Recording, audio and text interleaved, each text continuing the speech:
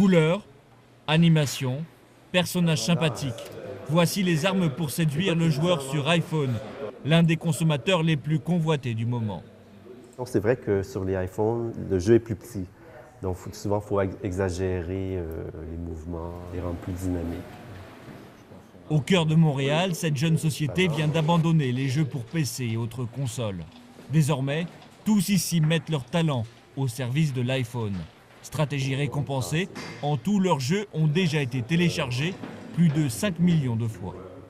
C'est des jeux de très courte durée et le fait de pouvoir faire ces jeux de façon très rapide avec un cycle de développement de 3 à 4 mois maximum fait en sorte que des petits développeurs peuvent rivaliser avec les plus grands. Donc c'est ce qu'on a découvert il y a 6 mois et c'est ce qu'on fait depuis.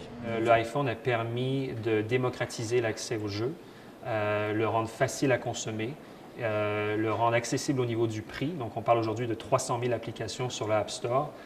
Donc c'est un marché extrêmement compétitif qui met énormément de pression sur les prix.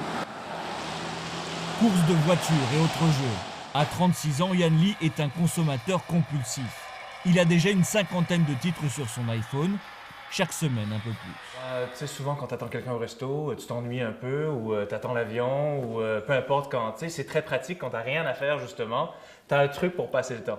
Ce qui est bien, c'est que tu peux les essayer et puis c'est pas super cher parce que vu que c'est 99 sous l'application, 1 dollar l'application, la plupart d'entre elles, eh ben c'est, tu sais, si tu n'aimes pas vraiment le jeu, mais tu te dis bon, c'est pas si pire que ça finalement parce que j'ai juste dépensé 1 dollar.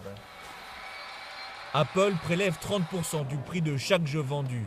Une marge confortable, mais bien loin de freiner la course des producteurs vers cette mine d'or digitale. Il y a désormais 100 millions d'utilisateurs d'iPhone dans le monde.